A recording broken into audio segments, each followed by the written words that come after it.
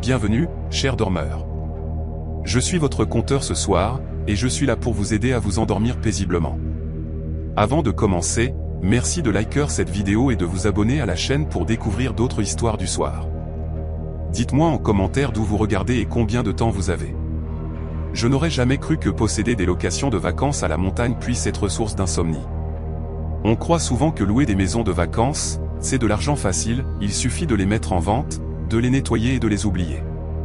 C'est peut-être vrai pour certains, mais pas pour moi. Pas après ce qui s'est passé cet hiver-là. Avant que tout ne bascule, ma vie était simple. Je vivais à Denver, mais je possédais 2 petits chalets locatifs dans une petite communauté près de Nederland, au Colorado. Un village tranquille, entouré de forêts denses, un décor de cartes postales. Le genre d'endroit où les citadins réservent pour se reconnecter à la nature, respirer l'air froid, et jouer les personnages d'un film romantique de Noël. Mes chalets n'étaient pas luxueux, simplement de vieilles constructions en bois, perchées en lisière de la forêt nationale de Roosevelt. L'un d'eux, le Aspen Hollow Cabin, est le théâtre de cette histoire. Un rez-de-chaussée, 2 chambres, une véranda qui fait le tour de la maison, et des fenêtres qui donnent sur des kilomètres de forêt. La plupart de mes locataires étaient respectueux. Certains laissaient des déchets, d'autres volaient des serviettes ou des chargeurs, mais rien ne m'avait jamais vraiment troublé. Jusqu'à cette semaine-là. Une grosse tempête était annoncée. L'un de ces blizzards du Colorado où les présentateurs météo disent « Restez chez vous, sauf en cas d'absolue nécessité ». La tempête devait frapper samedi soir. Jeudi matin, j'ai reçu un message de la femme de ménage que j'engageais habituellement « Je suis malade comme un chien aujourd'hui. Je ne pourrai pas passer au Aspen Hollow avant l'arrivée des prochains locataires. » Parfait. Les locataires venaient de partir, une famille de 5 personnes. Les familles sont souvent désordonnées, et avec la neige qui s'annonçait, je ne voulais pas risquer de laisser des déchets à l'extérieur ou de la nourriture à l'intérieur. Les ours, les ratons laveurs, ou autres bestioles en feraient un festin. J'ai donc décidé d'y aller moi-même le vendredi, de nettoyer les lieux, et de passer la nuit si nécessaire. Avant de partir, j'ai envoyé un message à mon voisin le plus proche, un certain Riley. Voisin est un terme relatif, son chalet se trouvait à environ 600 mètres du mien, à travers les bois. Je le connaissais à peine, au-delà des politesses d'usage et des « Tu as besoin de quelque chose avant la tempête ?» Il m'a répondu « Je suis à Boulder cette semaine. Mon chalet est vide. Si tu passes devant, tu peux vérifier s'il y a un colis devant ma porte. » Simple. J'ai fait mes valises, rempli le réservoir, jeté mes vieilles bottes de neige sur la banquette arrière, et j'ai pris la route. Le trajet fut normal au début, route sèche, circulation légère. Mais en approchant de Nederland, l'air en altitude a changé. Il tranche, comme s'il traversait des couches invisibles. Le ciel était lourd et gris, comme s'il retenait son souffle avant de déverser l'enfer sur les montagnes. Je suis arrivé en premier au chalet de Riley. En me garant devant, quelque chose clochait. Pas un truc de film d'horreur, juste un « Pourquoi est-ce que ça a l'air bizarre ?» Il y avait des traces dans la neige. Pas des traces de pneus. Des empreintes de pas fraîches. Un seul jeu de traces contournant son chalet et disparaissant derrière. Les zones montagneuses attirent des chasseurs, des randonneurs, des excentriques qui prennent des raccourcis. Ce n'était donc pas un drapeau rouge immédiat, mais les empreintes ne ressemblaient pas à celles de quelqu'un qui promène son chien ou qui coupe à travers pour rejoindre un sentier. Les pas étaient lents, délibérés, comme si quelqu'un inspectait les lieux. J'ai vérifié sa véranda, aucun colis. J'ai pris une photo des empreintes et je la lui ai envoyée. Il m'a appelé instantanément. « Ce ne sont pas les miennes », a-t-il dit. « Vérifie si une fenêtre a l'air forcée. »« Mec, je ne veux pas jouer au shérif ici. Juste un coup d'œil rapide, s'il te plaît. » J'ai contourné son chalet. Les empreintes menaient droit à une fenêtre. La vitre n'était pas brisée, mais j'ai vu des traces de doigts, comme si quelqu'un s'était approché pour regarder à l'intérieur. J'ai continué et j'ai vu qu'elle disparaissait derrière le chalet, puis dans la forêt dense derrière sa propriété. Pas de sentier, juste la nature sauvage. Elles vont jusqu'au bois, lui ai-je dit. Il a soupiré. Tant que la porte n'est pas enfoncée, je m'en occuperai à mon retour. Merci d'avoir vérifié. J'ai repris la route vers mon chalet. Dès mon arrivée, j'ai remarqué d'autres empreintes près de mon propre chalet. Mais celles-ci étaient anciennes, probablement laissé par la famille qui venait de partir. Peu importe. J'ai ouvert la porte, je suis entré, et j'ai pris une profonde inspiration. L'endroit était un vrai champ de bataille, vaisselle sale, canettes de soda vides, emballage de bonbons, traces de boue sur le sol. Les familles sous-estiment toujours le chaos qu'elles créent. J'ai mis de la musique et j'ai commencé à nettoyer. Il m'a fallu près de 2 heures pour ranger la cuisine, vider les poubelles, laver la literie, tout nettoyer. Vers 15 heures, j'ai fait une pause, je suis sorti sur la véranda et j'ai observé le ciel.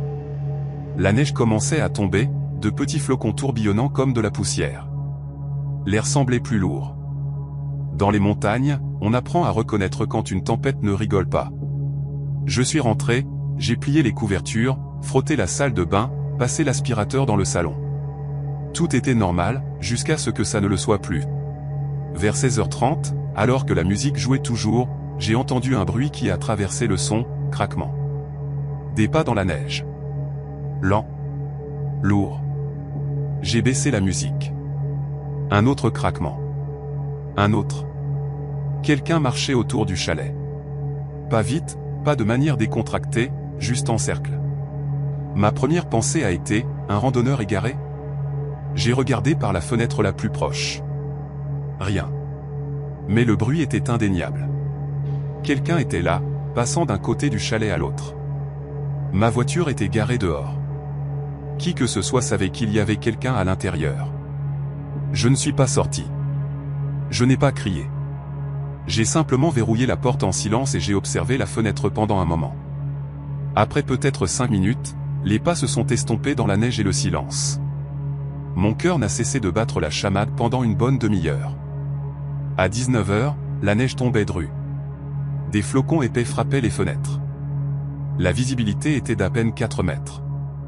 Le monde au-delà de la véranda n'était plus qu'un chaos blanc. J'ai préparé quelque chose de simple à manger, je me suis assis à la petite table à manger et j'ai essayé de me calmer. Je me suis dit que j'avais probablement imaginé les pas, la neige peut créer des échos étranges, les arbres craquent, la glace tombe des toits. Pour m'ancrer, j'ai appelé ma sœur à Denver. « Tu es sûr que c'était des pas ?» a-t-elle demandé. « Tu deviens parano en solo là-bas. » Merci pour le discours motivant. Écoute, ferme tout, reste à l'intérieur, et ne laisse pas ton imagination s'emballer. Il y a littéralement une tempête de neige. Elle n'avait pas tort, mais elle n'était pas là non plus.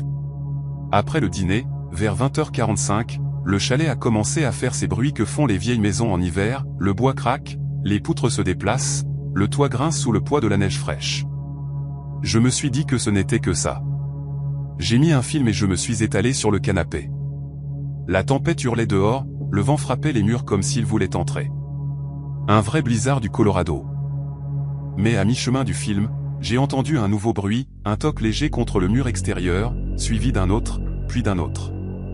Comme si quelqu'un frappait la neige de ses bottes. Cette fois, j'ai coupé le son. Silence. Puis un mouvement doux contre le revêtement, comme un tissu frottant le bois. Quelqu'un était juste dehors.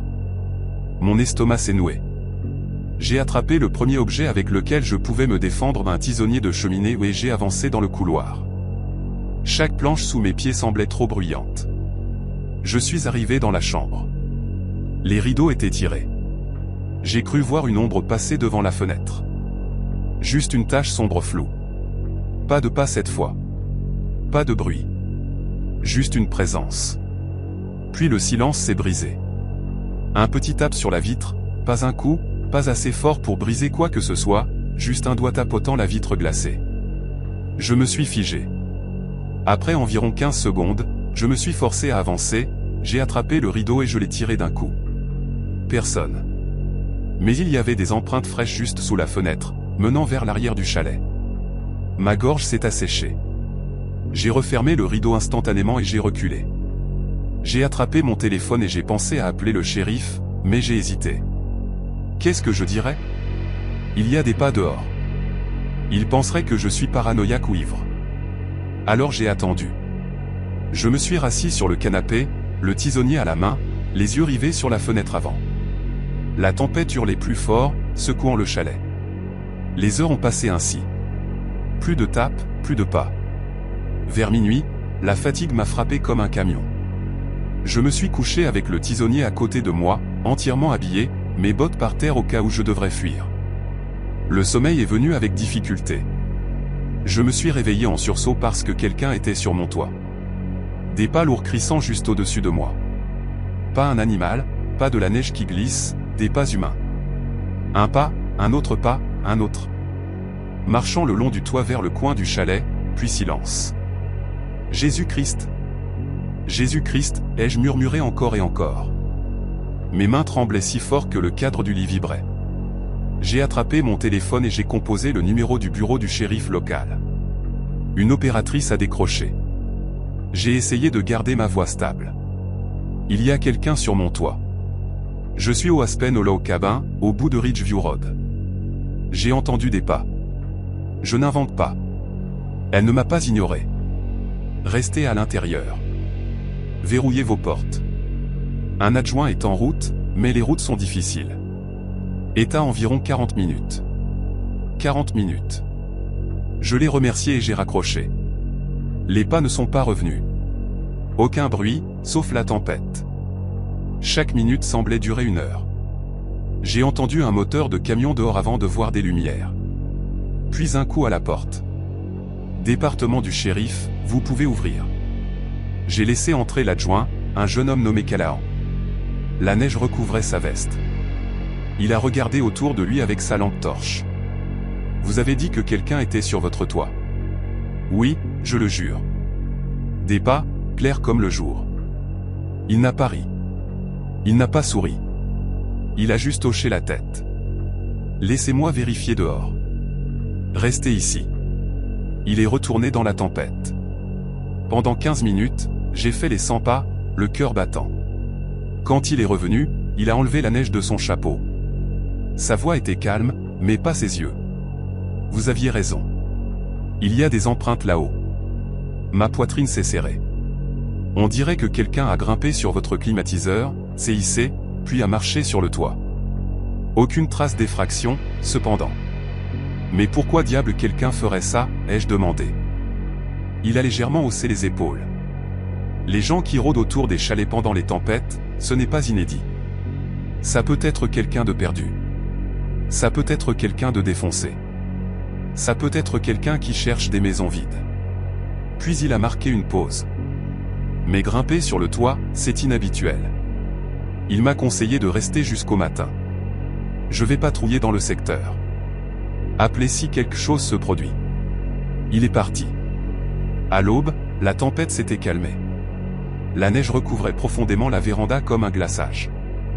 J'avais à peine dormi 1 heure. Je suis sorti et j'ai vu les empreintes. L'adjoint Callahan avait mentionné un chemin faible mais visible menant de l'unité de climatisation au bord du toit, puis une chute dans le banc de neige en contrebas. Les empreintes continuaient dans les bois. C'était comme si quelqu'un avait observé le chalet d'en haut. J'ai fini de nettoyer les lieux, j'ai fait mes valises et je suis parti aussi vite que les chasse-neige me l'ont permis. 2 semaines plus tard, l'adjoint Callahan m'a appelé. Nous avons eu 2 autres signalements de quelqu'un qui rôdait autour des chalets dans votre secteur. Les mêmes empreintes, le même comportement, s'approcher des fenêtres, marcher sur les toits. Vous l'avez attrapé? Pas encore. Mais écoutez, cette personne connaît bien les bois. Elle évite les caméras. Elle se déplace en silence. Mon avis? Elle vit là-bas. Peut-être une personne déplacée. Peut-être quelqu'un qui évite les autorités. Faites juste attention. Le département du shérif n'a jamais trouvé cette personne. J'ai reloué le chalet plus tard, et les nouveaux locataires n'ont jamais signalé quoi que ce soit d'étrange. Mais chaque fois que j'y retourne seul, je ne peux m'empêcher d'imaginer quelqu'un qui m'observe depuis la lisière de la forêt, ou pire, debout sur le toit, encore une fois. J'avais 13 ans l'hiver où tout a changé pour moi. À l'époque, je n'étais pas du genre nerveux ou peureux. J'étais un gamin de Burlington, dans le Vermont. Habitué aux tempêtes de neige, habitué à rester seul quelques heures, habitué à penser que le monde était globalement sûr. Mais cette nuit-là, cette maudite nuit, j'ai appris le contraire. Je m'appelle Jelen Price, et cela s'est passé bien avant que je sache ce que la vraie peur signifiait. Mes parents avaient commencé à me laisser seul le week-end parce que ma mère avait pris des heures supplémentaires à l'hôpital et que mon père travaillait dans un atelier de carrosserie en dehors de la ville. Ils n'étaient pas de mauvais parents. Ils me faisaient simplement confiance. J'avais toujours été l'enfant responsable à l'école. Celui à qui les professeurs demandaient de ramasser les devoirs. Celui que les voisins demandaient de garder leur chien. Mais les tempêtes avaient toujours quelque chose de différent. Notre maison se trouvait au bout d'une impasse, avec un immense jardin qui donnait sur une forêt. Pas une petite parcelle d'arbres amicales. Une vraie forêt du Vermont, profonde, où le vent ressemble parfois à des voix certaines nuits. Notre sous-sol n'était pas effrayant à la manière des films. Il était aménagé, moquette, télévision, vieux canapé, le tapis de course de mon père. Mais il y avait une longue fenêtre horizontale donnant sur le jardin. La nuit, cette fenêtre donnait toujours l'impression d'être un œil, comme si quelque chose pouvait vous observer sans que vous le sachiez, à moins qu'il ne veuille que vous le sachiez. Ce soir-là, le 19 décembre, la tempête de neige était annoncée depuis des jours. Les écoles avaient fermé tôt. Les routes étaient devenues chaotiques dès 17 heures. La visibilité était presque nulle. Mes parents sont partis vers 18h30. 3 heures max, avait dit ma mère en enfilant son écharpe. Appelle si quelque chose ne va pas. Rien ne va aller mal, avais-je répondu en roulant des yeux. Mon père m'a ébouriffé les cheveux. Ouais, le grand gars s'en sortira. Ils sont partis en riant. Et je me souviens avoir pensé, c'est facile. Je vais jouer, manger des rouleaux de pizza, et me coucher. Je n'avais aucune idée de ce qui m'attendait. Il y a une chose que vous devez savoir. Nous avions un voisin derrière chez nous, un vieux monsieur nommé Laurel. Il vivait seul, parlait à peine, et se plaignait toujours des enfants dans les bois, même quand aucun de nous n'y était. Mon cousin aîné m'avait un jour raconté que Laurel voyait des choses entre les arbres, des ombres se déplaçant entre les troncs. Je n'y croyais pas. J'étais un gamin, pas un idiot. Mais ce soir-là, vers 19h30, je jure devant Dieu que j'ai entendu quelque chose bouger là-bas. Pas des pas, plutôt un traînement, long, lent, lourd. J'ai éteint la télévision et j'ai tendu l'oreille. Le vent était déchaîné dehors, comme s'il frappait la maison. Mais sous ce bruit, j'ai entendu autre chose, comme quelqu'un marchant avec un poids. J'ai essayé de l'ignorer et je suis retourné à mes jeux vidéo. C'est ce que font les enfants, faire semblant que tout va bien jusqu'à ce que ce ne soit plus possible. Il était 20h03 quand c'est arrivé. J'étais en plein jeu Cambam. Quelque chose a frappé la fenêtre du sous-sol de l'extérieur si fort que la manette m'a glissé des mains. Je me suis figé. Je n'ai même pas respiré. J'ai juste fixé cette maudite fenêtre. La neige soufflait en vagues épaisses, s'écrasant contre la vitre. Mais sous la neige soufflée, j'ai vu de petits morceaux blancs glisser le long de la vitre. Peut-être de la glace qui est tombée. C'était ma première pensée. Ouais, probablement de la glace, me suis-je murmuré, mais je n'y croyais pas vraiment. Puis, 2 minutes plus tard, un autre impact, bien plus fort. Cette fois, je me suis levé si vite que la chaise a basculé derrière moi. Pas question que ce soit de la glace, ai-je murmuré. Quelque chose était dehors. J'ai monté les escaliers en essayant de paraître plus courageux que je ne l'étais. La maison était silencieuse, à part la tempête qui martelait le toit et le léger grincement des vitres. Je suis allé dans la buanderie, j'ai allumé la lumière du jardin et j'ai regardé à travers la porte vitrée. Je ne pouvais pas voir tout le jardin à cause de notre grand mur de briques. Je détestais ce mur à ce moment-là. Il créait un coin aveugle parfait. « Hello » ai-je appelé comme un idiot. « Il y a quelqu'un » Bien sûr, personne n'a répondu. Mais j'ai entendu un craquement, comme des pieds qui bougeaient dans la neige profonde. J'ai entrouvert la porte juste assez pour me pencher. Le froid m'a frappé instantanément, des flocons de neige me fouettant le visage. « Et, qui est là » ai-je crié. C'est alors que je l'ai vu. Un mouvement derrière le mur. Une silhouette accroupie, immobile. Mon esprit a saisi la première explication possible. Trevor. Trevor était mon cousin aîné. Il aimait les farces, alors ça avait du sens pendant une demi-seconde. Mais la silhouette ne bougeait pas comme Trevor. Elle n'a même pas sursauté quand j'ai parlé. J'ai senti un froid me glacer l'estomac. Non. Non. Non. Non. J'ai claqué la porte et je l'ai verrouillée. Mes mains tremblaient quand j'ai attrapé le téléphone. J'ai appelé ma mère. Tout va bien, a-t-elle demandé, distraite. Est-ce que Trevor est là? Il a dit qu'il venait. Ma voix s'est brisée. Non. Pourquoi? Qu'est-ce qui ne va pas? Il y a quelqu'un dans le jardin. Ils ont jeté quelque chose contre la fenêtre du sous-sol et ils sont toujours là. J'ai vu quelqu'un. Elle m'a mis sur haut-parleur immédiatement. Où est ton père? Ai-je demandé. Je suis là, a-t-il dit. Ghislaine, c'est un gamin qui fait le con? Je ne sais pas, ai-je chuchoté. Il se cache derrière le mur. Le ton de ma mère a changé. On rentre? Verrouille toutes les portes. Mon père a ajouté, reste en haut. Ne te promène pas près des fenêtres. Puis une autre voix s'est jointe à l'appel. Ma mère avait dû composer le 911 en silence. J'ai entendu ma mère dire, oui, mon fils est seul à la maison. Il y a quelqu'un dans notre jardin pendant la tempête. Je suis monté dans ma chambre, j'ai fermé la porte, éteint la lumière et j'ai attendu. Le vent hurlait. La neige frappait les fenêtres par vagues. Toute la maison craquait comme si elle essayait de se tenir debout. Puis quelqu'un est passé devant ma fenêtre à l'étage. La silhouette était trop grande pour être un enfant, et la façon dont il s'est penché vers la vitre, lente et délibérée, était fausse à un niveau que je ne peux pas décrire. Je me suis baissé instantanément. Ghislaine, la voix de ma mère a retenti à travers le téléphone. Qu'est-ce qui s'est passé? Il est en haut, ai-je chuchoté. Il regarde. Il regarde par les fenêtres. Mon père a juré bruyamment. Ma mère a dit, reste à plat ventre. Ne bouge pas. Je n'ai pas bougé. Je n'ai pas pu.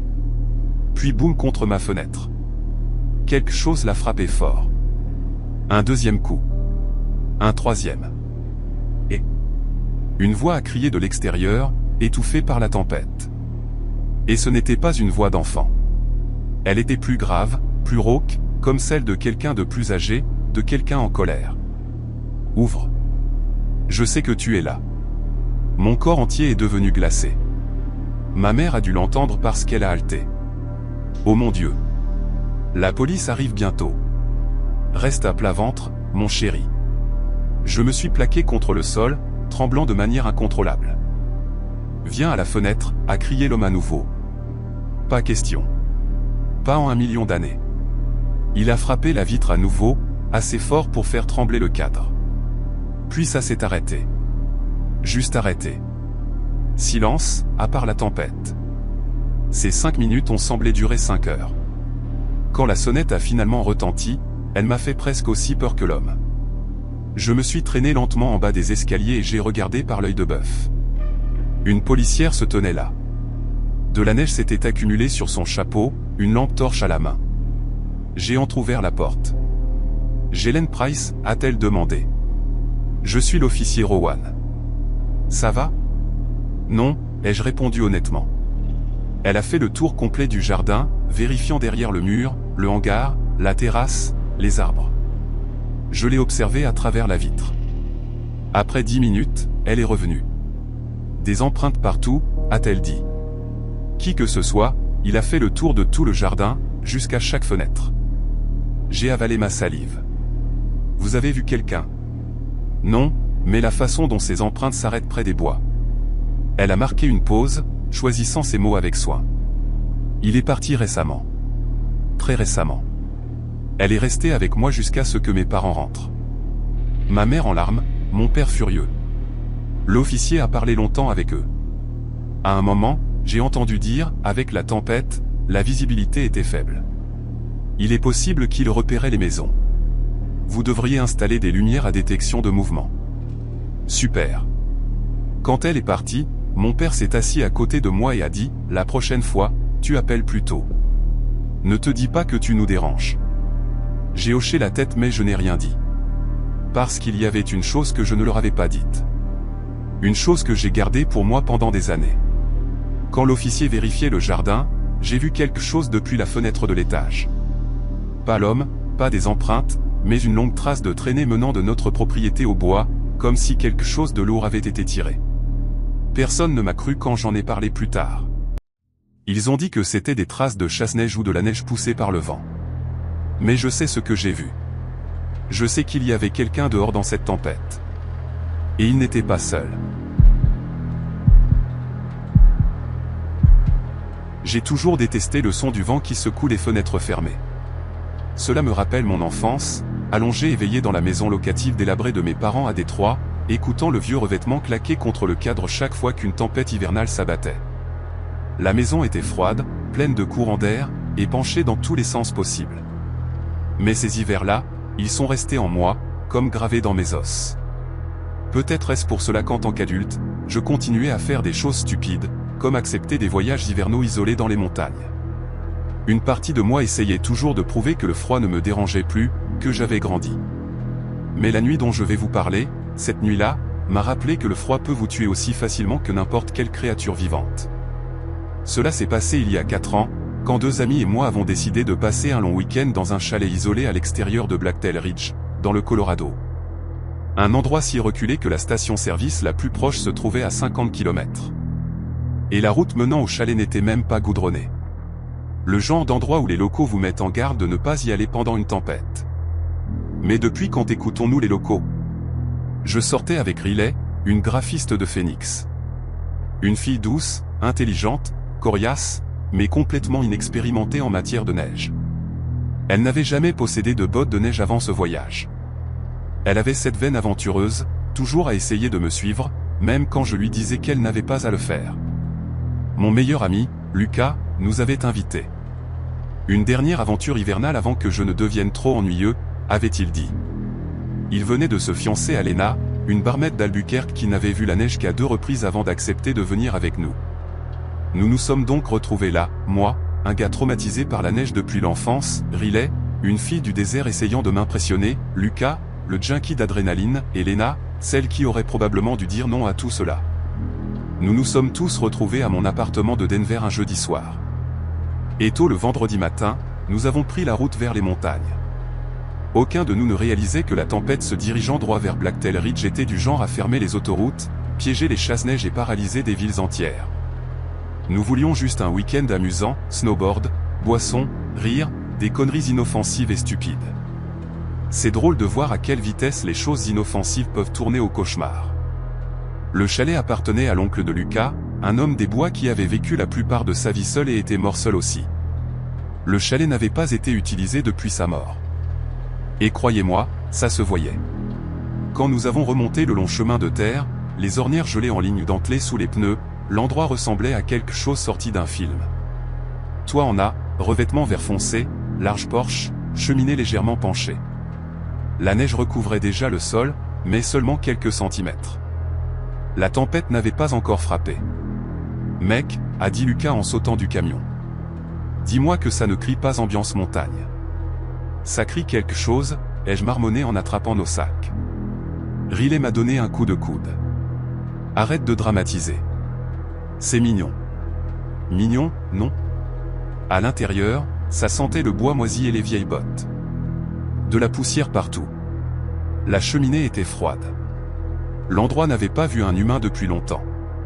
Mais après quelques heures, nous l'avons réchauffé. Le feu crépitait, le générateur bourdonnait, les lumières clignotaient de cette manière troublante des vieux chalets. Le plan était simple. Jour 1, s'installer. Jour 2, snowboard et exploration. Jour 3, détente et boisson. Jour 4, retour à la maison. Nous n'avons pas dépassé le jour 2.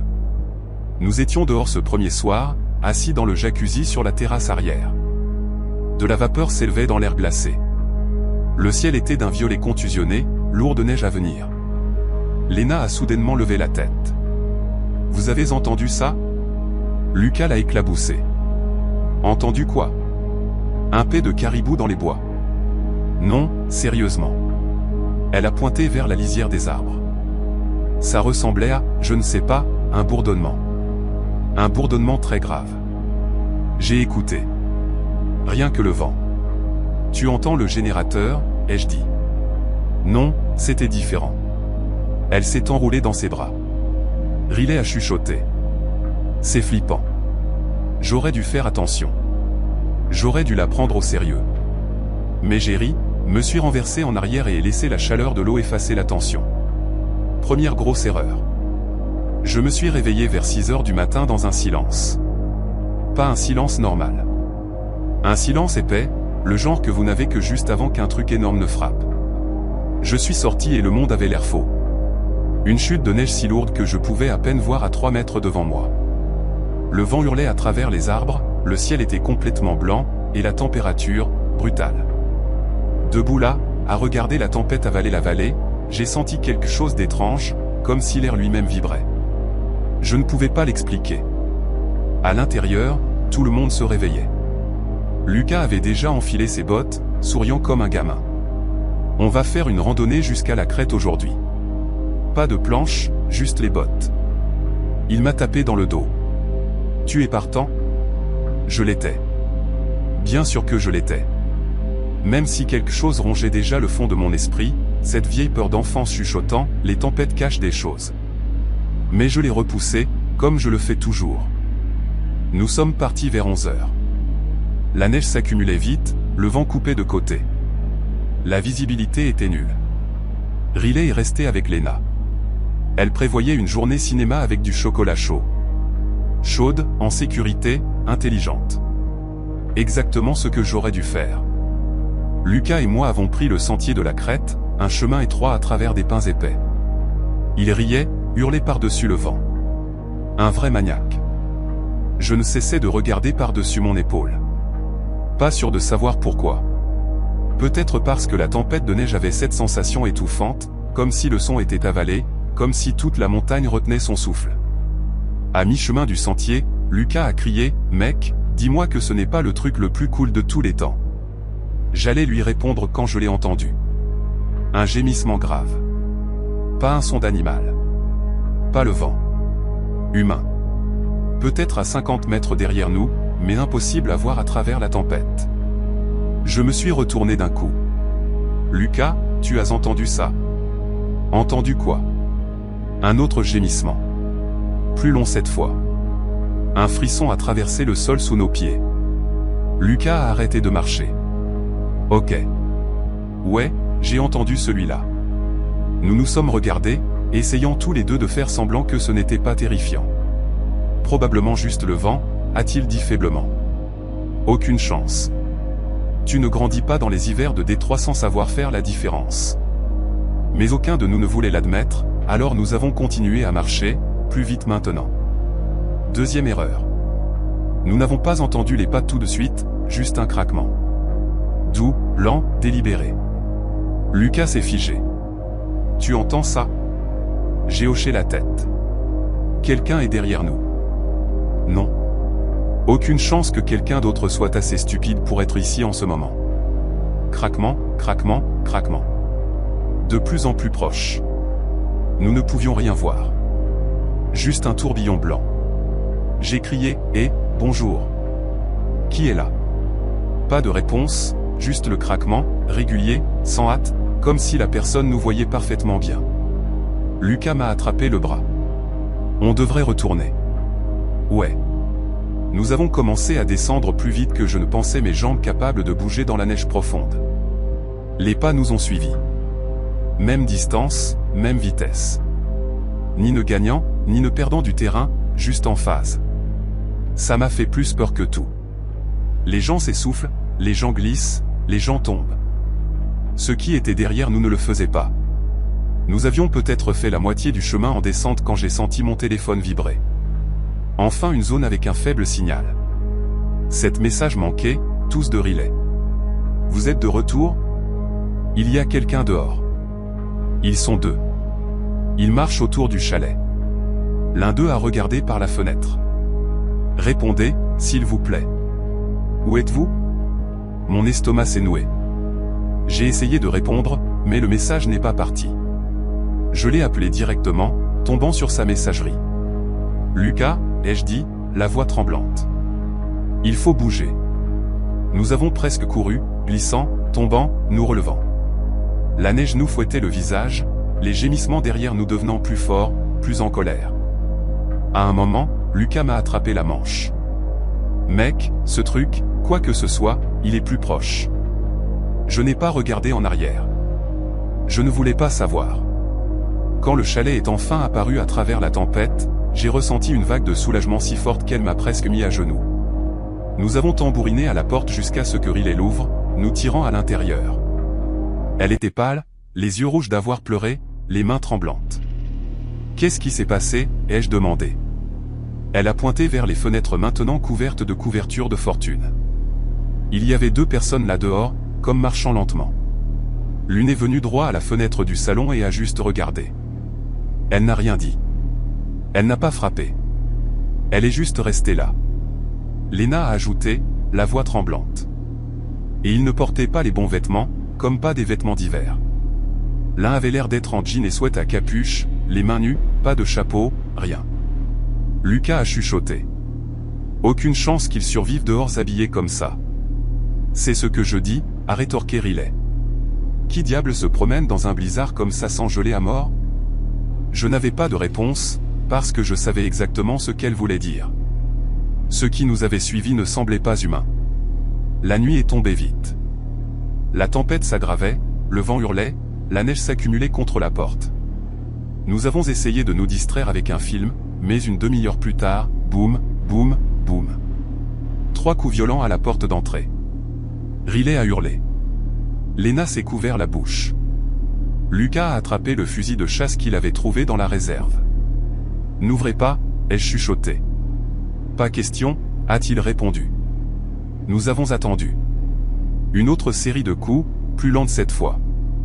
Boum. Boum. Boum. Quelqu'un qui se raclait la gorge dehors. Puis une voix, basse, rauque, comme des cordes vocales éraflées. « Laissez-moi entrer. » Pas d'émotion, pas d'urgence, juste faux. J'ai senti des larmes me brûler les yeux. Une peur d'enfant s'enfonçant ses griffes en moi. Riley m'a attrapé le bras si fort que ça m'a fait mal. Oh mon Dieu! Ne le laissez pas entrer. Ne le laissez pas entrer. Nous n'avons pas bougé. Nous n'avons pas parlé. Nous n'avons même pas respiré. 5 minutes sont passées. 10, 15. Rien. Pas de pas s'éloignant. Pas de bruit. Juste le silence. Comme s'il était toujours là, à écouter. Nous avons essayé de dormir dans le salon. Tous les 4, lumières allumées, feu éteint, fusil chargé. Vers 3 heures du matin, je me suis réveillé à un son qui m'a glacé le sang. Quelque chose tournait autour du chalet lentement, délibérément, la neige craquant sous des pas lourds. Lucas a chuchoté, « Ils sont de retour. » Elle chuchotait. J'en entends 2. Il avait raison. 2 rythmes différents, l'un lent, l'autre traînant un pied. Ils nous ont encerclés pendant presque 1 heure. Puis des tapotements sur le mur. Puis sur la fenêtre. Pas des coups, juste des tapotements. Comme pour tester. Je n'ai même pas pu regarder la fenêtre. Si j'avais vu un visage, je savais que j'aurais hurlé. À un moment, l'épuisement a pris le dessus sur la peur, et je me suis assoupi. Je me suis réveillé en pleine lumière et au silence. Nous avons fait nos valises rapidement. Nous n'avons même pas mangé. Nous voulions juste partir. Quand je suis sorti, quelque chose m'a retourné l'estomac. Autour du chalet, aucune empreinte. Aucune. Pas une seule marque dans la neige. De la neige fraîche était tombée, c'est vrai, mais pas assez pour tout effacer. Pas assez pour cacher les traces de quelqu'un qui avait tourné autour du chalet pendant 1 heure. Riley a chuchoté, « Où sont-ils partis ?» Personne n'a répondu, parce que nous savions tous la vérité. Quelque chose était là. Quelque chose qui ne laissait pas de traces. Quelque chose qui ne gelait pas. Quelque chose qui ne se pressait pas. Quelque chose qui se déplaçait dans un blizzard comme si ce n'était rien. Nous n'avons pas parlé pendant tout le trajet du retour à Denver. Aujourd'hui encore, aucun de nous n'est d'accord sur ce qui s'est passé. Mais chaque hiver, chaque fois que le vent secoue mes fenêtres, je pense à cette voix dehors devant le chalet, à ce coup, à ce gémissement dans les bois, et je prie pour ne plus jamais l'entendre. Parce que cette nuit-là, dans cette tempête, quelque chose a marché avec nous. Quelque chose nous a suivis jusqu'à la maison. Et je ne pense pas que ce soit humain. J'ai grandi dans un endroit où l'hiver n'arrivait pas, il engloutissait tout.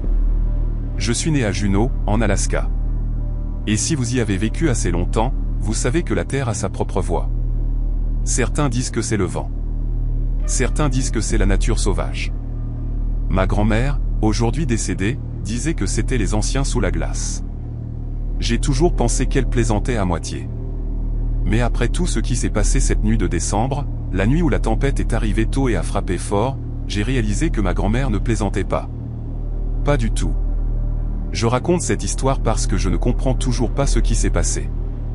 J'ai essayé de lui donner un sens de manière logique, rationnelle, mais il y a une partie de cette nuit qui défie tout ce que je sais du monde. Et tout a commencé avec un chiot disparu.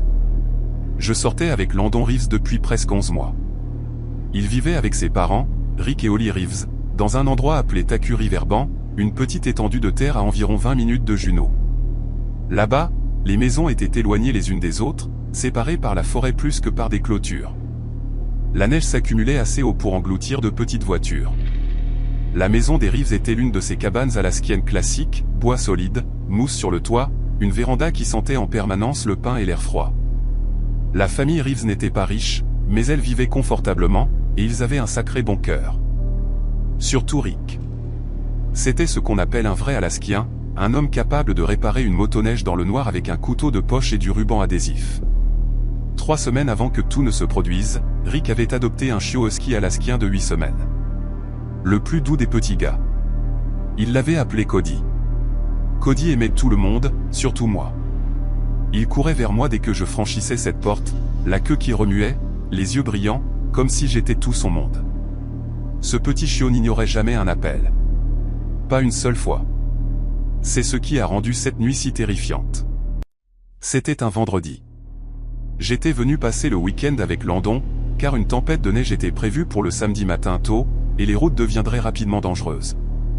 Mais la météo alaskienne n'attend pas les prévisions. Dès 15 heures, de lourds nuages gris avaient commencé à s'accumuler bas sur les montagnes. À 18 heures, le vent était devenu tranchant, transportant de petits morceaux de glace qui piquaient les joues. À 20 heures, la tempête murmurait déjà à travers les arbres. Ce sifflement lent et étrange que les locaux appellent simplement du bruit blanc. Un peu après 21 heures, Rick est sorti pour faire rentrer Cody. Il n'était pas là. Probablement caché derrière le hangar, avait dit Landon au début. Le vent le terrifie. Mais le vent n'était même pas le pire. Cody, viens ici, mon gars. Cody. Et, petit, viens. Nous l'appelions encore et encore, mais la cour arrière, toute cette étendue de forêt enneigée derrière la maison, restait silencieuse. J'ai senti la panique me serrer la poitrine. Ce n'est pas normal, ai-je murmuré. Il vient toujours vers nous, a dit Landon, boitant légèrement alors qu'il se tenait près de la porte arrière. Son pied droit était enveloppé dans une lourde botte orthopédique. Il avait glissé sur de la glace noire la semaine précédente et s'était fracturé 2 os. Il n'était pas censé marcher beaucoup. Rick a ouvert la porte d'entrée et a dit à un facteur, « Ouais, la tempête arrive plus tôt qu'il ne l'avait dit. » Holly était encore au travail pour une autre heure. Nous n'étions que nous 3 dans la maison. Et soudain, j'ai ressenti cette horrible sensation d'enfoncement. Quelque chose n'allait pas. J'ai attrapé mes bottes de neige accrochées dans la buanderie, le cœur battant. Je sors, ai-je dit. Je vais vérifier toute la cour. Fais attention, a averti Landon. Le sol est glissant à cause de la neige que j'ai tracée. Il ne plaisantait pas. Le carrelage était glissant. J'ai enfoncé mon pied droit dans la première botte, serrant la sangle. La deuxième botte était encore humide à l'intérieur, froide sur mes orteils. Alors que j'essayais de l'enfiler, j'ai sauté sur le côté à travers la cuisine, essayant de me rapprocher de la porte arrière. Mon pied a glissé sous moi. C'est arrivé vite, trop vite. Je me suis écrasé durement sur le genou gauche, une douleur explosant dans l'articulation. Ma autre jambe s'est projetée vers l'avant comme si elle appartenait à quelqu'un d'autre. Puis la gravité m'a tiré vers l'arrière. Je me souviens avoir pensé, ça va me fendre le crâne. Le carrelage de la cuisine était impitoyable, et je tombais de tout mon poids. Mais juste avant que l'arrière de ma tête ne frappe, 2 mains m'ont rattrapé. Ferme, solide, chaude. Une main soutenait mon haut du dos. L'autre m'a saisi l'épaule. Stable, forte, me tenant droit. La prise était indéniablement humaine. Pas faible, pas fantomatique. Humaine. J'ai senti 5 doigts. J'ai senti la pression. J'ai senti l'étreinte. j'ai halté. Mère. Merci, ai-je murmuré, stupéfait. Je pensais que c'était le père de Landon. Qui d'autre aurait pu être là? Landon ne pouvait pas marcher vite. Et il était devant moi, pas derrière. Mais quand je me suis retourné, il n'y avait personne, pas même une ombre. Je suis resté assis par terre, choqué, respirant lourdement. Des flocons de neige tourbillonnaient devant la fenêtre de la porte arrière.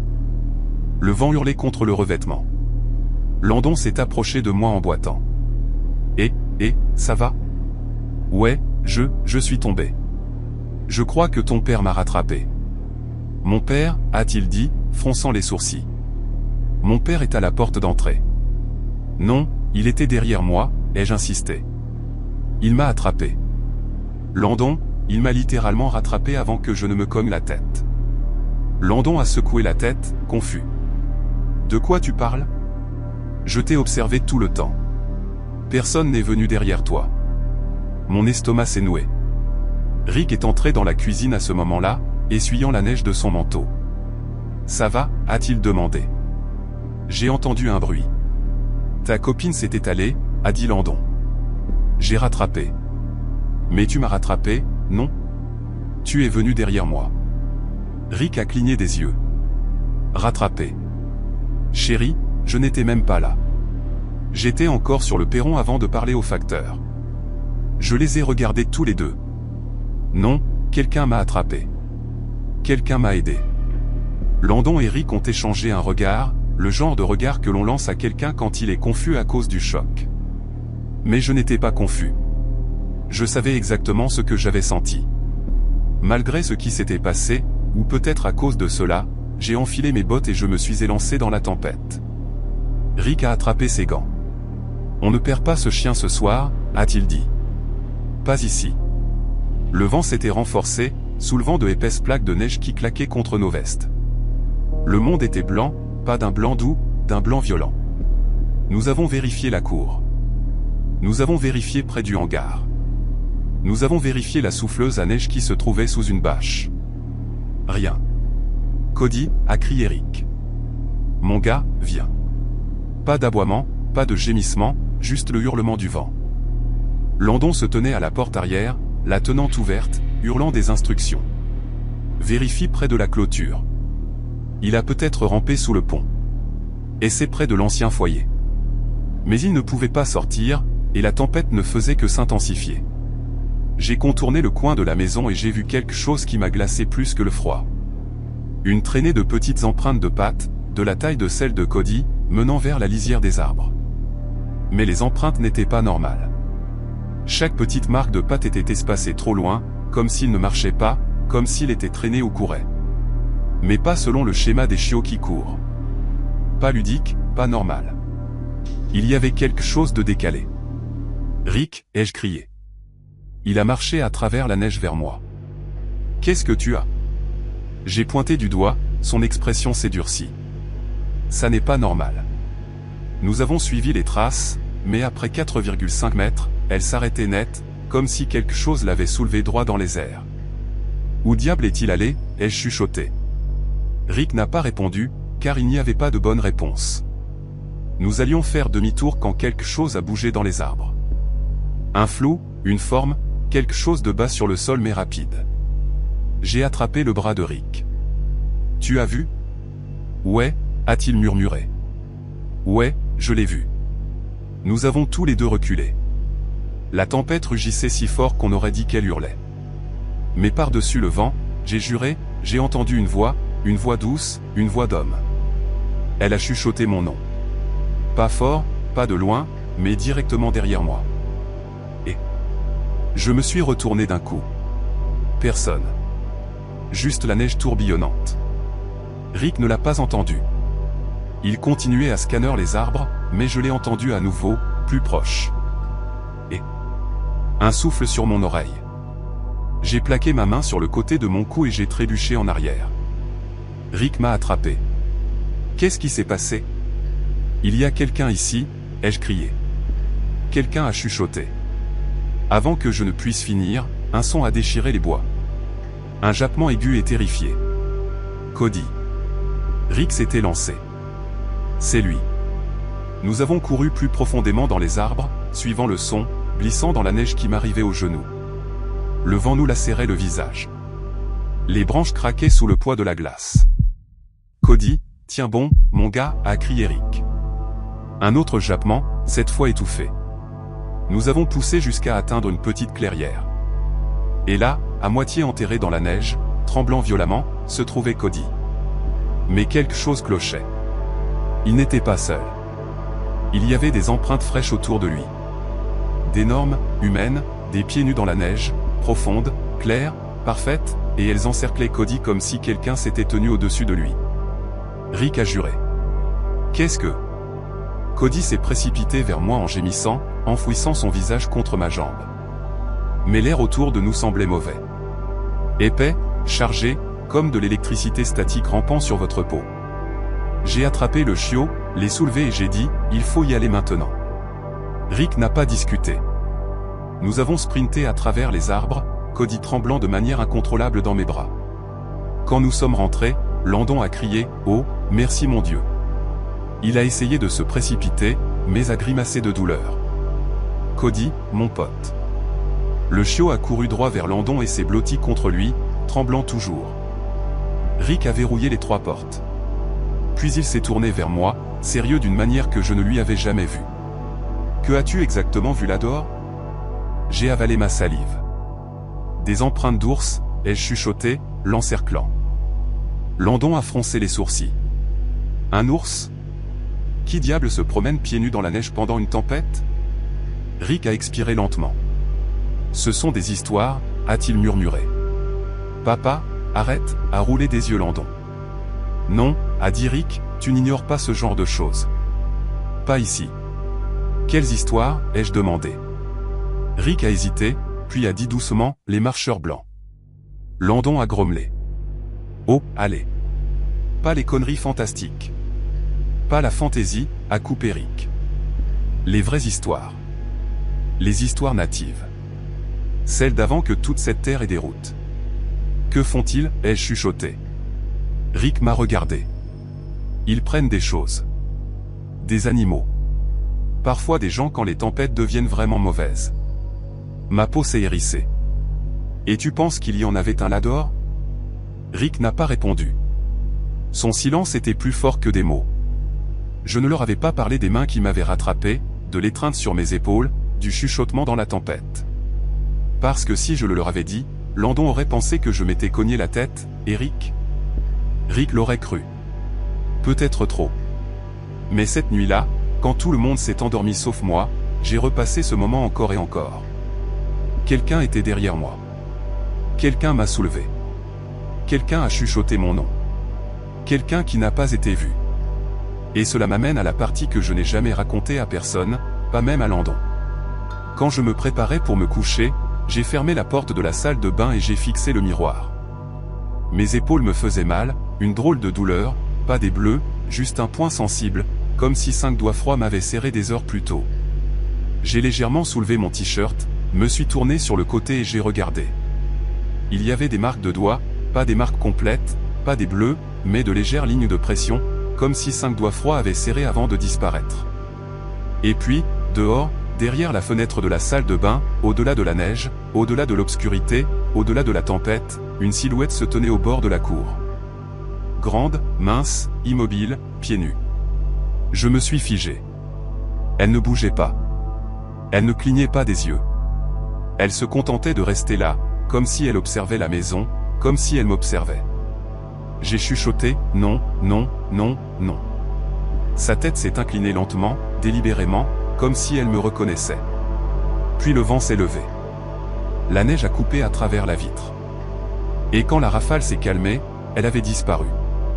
Disparu comme si elle n'avait jamais été là. Mais quelque chose me dit que c'était la même chose qui m'avait rattrapé quand je suis tombé et la même chose qui avait chuchoté mon nom dans la tempête. Cette nuit-là, j'ai dormi avec la lumière allumée. Cody a gémi toute la nuit, et de temps en temps, j'ai juré entendre des pas sur la neige dehors. Des pas nus. J'ai grandi dans un endroit où l'hiver semblait moins une saison qu'un test de personnalité.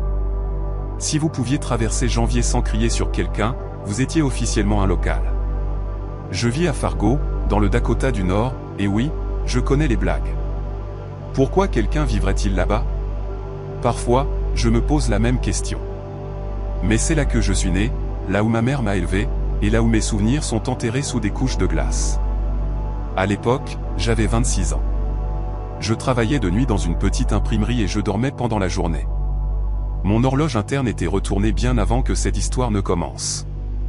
Rester éveillé jusqu'à 3 ou 4 heures du matin n'était donc pas inhabituel pour moi. La nuit où tout a commencé, j'étais grand éveillé. Et je jure sur tout ce qui est bon dans ce monde, ce que j'ai vu n'était pas humain. Ou alors c'était humain, mais pas d'ici. Je m'appelle Reynolds, mais tout le monde m'appelle Ray. Peu de gens à Fargo restent éveillés à 2h30 du matin à fixer par la fenêtre de leur cuisine pendant une tempête de neige, mais c'est à peu près toute ma personnalité. Ma routine était simple, faire du thé, regarder la neige souffler sur le côté, laisser mon esprit se calmer. Cette nuit-là, cependant, quelque chose d'autre s'est installé dans ma vie. Quelque chose qui me terrifie encore aujourd'hui. C'était fin janvier, il y a 6 ans. Une de ces nuits où la neige frappe la fenêtre comme du sable et où le vent semble assez en colère pour arracher les bardeaux du toit. Toute la maison tremblait chaque fois qu'une rafale la frappait. Je venais de finir une longue nuit de travail. Le chauffage de mon camion était mort une semaine plus tôt, alors quand je suis entré dans ma cuisine cette nuit-là, j'avais encore le froid collé à moi comme une seconde peau. J'ai mis de l'eau sur le feu, j'ai frotté mes mains ensemble et j'ai marmonné quelque chose comme « putain d'hiver de Fargo ». On dirait que la terre essaie de nous tuer. Ma mère, si elle avait encore été en vie à l'époque, aurait dit quelque chose comme « Ray, l'hiver forge le caractère ». Peut-être, mais surtout, il forge du ressentiment. J'ai ouvert les stores parce que je vérifie toujours mon camion pendant les tempêtes. C'est un vieux taco, un Ford 2003 qui a l'air d'avoir survécu à 3 divorces et une tornade, mais c'est tout ce que j'ai. La neige tombait si drue qu'elle ressemblait à de la neige statique sur un vieux téléviseur. Et puis je les ai vus, 2 hommes côte à côte marchant dans ma rue à 2h30 du matin en plein blizzard. Ma première pensée n'a pas été aux fantômes. Je ne suis pas ce genre de type. Je ne saute pas aux explications surnaturelles. Je suis le genre de gars qui attribue les ombres aux phares ou les grincements au bois pourri. Mais ces deux-là, quelque chose chez eux m'a frappé droit dans l'échine. Ils marchaient lentement, pas en traînant les pieds, pas en luttant contre le vent, juste en se promenant comme s'ils faisaient une balade tranquille un soir d'été. Personne ne fait ça pendant un blizzard à Fargo. Personne ne peut. Je me suis penché plus près de la fenêtre, plissant les yeux. Les deux portaient des manteaux sombres, pas des manteaux d'hiver, pas des parkas épaisses ou des vestes isolées, juste des manteaux comme ceux qu'on porte en automne. L'un d'eux a levé la main et a gesticulé de manière décontractée en parlant. Je ne pouvais rien entendre à travers la vitre, mais il bougeait comme si le vent ne le giflait pas en pleine figure. C'est ce qui m'a d'abord terrifié. Les gens ne bougent pas comme ça quand le refroidissement éolien est de moins 30 degrés Celsius. La curiosité m'a piqué, alors j'ai tendu la main et j'ai légèrement écarté le rideau, me donnant une vue plus claire. Pas plus d'une seconde. Je jure que ce n'était même pas une seconde complète. Mais au moment où le rideau a glissé, ils avaient disparu. Pas plus loin sur la route. Pas en train de se cacher derrière une maison. Disparu. La rue est longue et droite. Il n'y a pas d'allée, pas de clôture, nulle part où se cacher. On voit clairement d'un panneau stop à l'autre. Mais il s'était évanoui. Comme s'il s'était effacé de l'existence. Je me souviens avoir chuchoté, non. Non. Tu vois des conneries, Ray. Tu es fatigué. Mon cœur battait comme si j'avais couru. Je n'avais pas encore peur, plutôt confus, agacé, de la manière dont on l'est quand on pense que ses yeux jouent des tours. Mais au fond de moi, une petite fissure de peur s'est ouverte. J'ai essayé de faire comme si ce n'était pas bizarre. Comme si je m'en fichais. Je suis retourné à mon thé, me suis assis à la table et j'ai continué à jeter des regards en arrière vers la fenêtre comme un toxicomane, ayant besoin d'un dernier coup d'œil. La rue était vide. Complètement vide. Pourtant, je n'ai pas dormi cette nuit-là. La nuit suivante, je me suis dit que je ne regarderais plus par la fenêtre. Je ne voulais pas nourrir cette étrange paranoïa que je pensais développer. Mais vous savez comment c'est. Votre cerveau veut des réponses. Vers 2h25, je me suis surpris à faire du thé à nouveau. À 2h30, j'étais debout devant la fenêtre. Rien. Juste la neige soufflant sur le côté, les réverbères clignotant comme s'ils luttaient pour rester en vie. J'ai expiré, soulagé. Rien. Tu étais juste fatigué, Ray. J'ai même ri un peu. Mais la nuit suivante, tout a changé. Il faisait encore plus froid. Un vrai blizzard. Le vent hurlait si fort que je pouvais l'entendre à travers les murs, un grondement sourd qui donnait l'impression d'être à l'intérieur d'un moteur à réaction. Je suis entré dans la cuisine en m'attendant à la routine habituelle de la tempête. Dès que j'ai tendu la main vers la bouilloire, un drôle de sentiment a noué mon estomac. Vous connaissez cette étrange intuition, comme quand vous entrez dans une pièce et que vous savez immédiatement que quelque chose ne va pas? Ce frisson froid qui descend le long de votre dos? Ouais, ça. Je me suis approché de la fenêtre et mon corps tout entier s'est verrouillé. Ils étaient de retour. Les mêmes deux hommes, au même endroit sur la route, marchant lentement, discutant, gesticulant, complètement intouchés par la tempête. Ma respiration a embué l'intérieur de la fenêtre alors que je me penchais en avant. Qu'est-ce que... Cette fois, je n'ai pas hésité. J'avais besoin de savoir si je devenais fou ou non. J'ai écarté le rideau, et encore une fois, ils avaient disparu. Pas en train de s'éloigner, pas en train de courir, disparus, comme effacés. Mes mains tremblaient maintenant, pas à cause du froid, mais à cause de quelque chose d'autre. Une vraie peur, une vraie confusion, un vrai sentiment de mal. J'ai chuchoté à voix haute. Ok. Ok. C'est tordu. Qu'est-ce que vous êtes?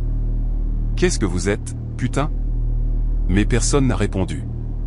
Pendant la semaine suivante, j'ai à peine dormi. J'ai vérifié la fenêtre chaque nuit. Parfois, j'espérais les voir. Parfois, je priais pour ne pas les voir. J'ai essayé de me dire des explications logiques. Peut-être que c'était une sorte d'illusion d'optique bizarre. Peut-être que je m'étais assoupi debout. Peut-être que la neige avait créé un mirage. Mais au fond, je savais que c'était des conneries. La 5e nuit, j'ai vu quelque chose de différent. Pas les hommes, quelque chose derrière eux. La tempête de neige cette nuit-là était brutale. La visibilité était nulle. Mais d'une manière ou d'une autre, l'air autour des hommes semblait plus clair, comme s'ils marchaient dans leur propre météo. Et derrière eux, bien derrière eux, une sorte de distorsion faible, comme des vagues de chaleur sur l'asphalte en été, mais au milieu d'un blizzard glacé. « À quoi êtes-vous connecté » ai-je murmuré. Ils ne m'ont pas entendu. Ils n'ont pas ralenti, ne se sont pas retournés, ont juste marché comme s'ils suivaient un chemin que je ne pouvais pas voir. Je n'ai pas bougé le rideau cette fois. J'ai continué à regarder, respirant lentement, le rythme cardiaque lourd dans mes oreilles. Le vent a secoué ma maison, mais les hommes n'ont pas bronché. Puis, alors que le plus grand levait la main pour gesticuler à nouveau, le réverbère a clignoté. Un clignement, deux, et quand il est revenu, ils avaient disparu. Sans que je touche le rideau, mes genoux ont presque fléchi. Ce n'était pas une hallucination, pas une coïncidence, pas un tour de passe-passe. Quelque chose d'impossible marchait dans ma rue pendant les blizzards à 2h30 du matin. Et je n'avais aucune idée de pourquoi. Les gens disent toujours, ne va pas chercher des trucs flippants. Je suis d'accord. Mais après une semaine sans savoir, quelque chose en moi a craqué. La curiosité a battu la peur. J'avais besoin de réponses. Alors une nuit où j'ai vu les hommes s'approcher à nouveau, j'ai attrapé mon manteau. Pas mon manteau fin, pas mon manteau d'hiver habituel. Mon manteau de force industrielle à double couche. Le manteau de la fin du monde. J'ai enfilé mes bottes, j'ai claqué mes gants, et je suis sorti sur le porche. Le froid m'a frappé comme un poing. Putain. La neige me piquait le visage. Le vent me poussait sur le côté. Mon souffle gelait autour de mon écharpe, mais les deux hommes avançaient lentement, facilement, confortablement, comme si la tempête s'écartait pour eux. J'ai fait quelques pas vers le trottoir, protégeant mes yeux. Et... rien. Ils n'ont pas levé les yeux, n'ont pas fait de pause, ne m'ont pas reconnu du tout. J'ai fait 3 pas de plus, mes bottes s'enfonçant profondément dans la neige. Et, répondez-moi. Toujours rien. Mais alors, le plus petit a tourné la tête. Juste un peu. Pas vers moi, mais comme s'il sentait quelque chose. J'ai senti la glace ramper sous ma peau. Je n'étais plus sûr de vouloir qu'il me voie. Il a levé la main, pointant quelque chose devant eux, et cette étrange distorsion de vagues de chaleur a de nouveau scintillé, s'élevant de la route comme des ondulations invisibles. « Qu'est-ce que c'est » ai-je chuchoté. Elle est devenue plus forte, plus claire, presque en forme de porte. Pas de bord, pas de couleur, juste une déformation dans l'air. Le grand homme s'est approché. Ma poitrine s'est serrée. Soudain, chaque instinct en moi hurlait, ne t'approche pas. Ne va pas près d'eux. Ne va pas près de cette chose. Le plus petit l'a suivi. Et puis, en une enjambée, ils sont entrés dans la distorsion. L'air s'est plié et ils ont disparu. Pas en s'éloignant, pas en se dissolvant. Ils sont entrés dans une sorte de passage, comme une porte vers nulle part. J'ai reculé en trébuchant, la respiration coincée dans ma gorge, les jambes tremblantes. Oh, non. Non. Le blizzard a repris sa réalité autour de moi, le vent hurlant assez fort pour avaler ma voix. J'ai couru à l'intérieur, j'ai claqué la porte, je l'ai verrouillée et je me suis effondré par terre. Je savais exactement ce que j'avais vu. Une porte. Une putain de porte. Pas vers un autre endroit ici, mais vers une autre réalité. Une autre version de la rue. Un autre monde superposé au nôtre. Un endroit où ces hommes appartenaient. Et pas moi. Je ne les ai vus qu'une seule fois de plus. 2 semaines plus tard, un autre blizzard.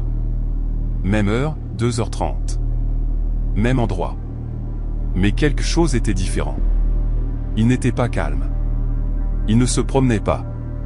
Ils marchaient vite, avec urgence, comme s'ils étaient poursuivis. Le plus petit regardait constamment derrière eux.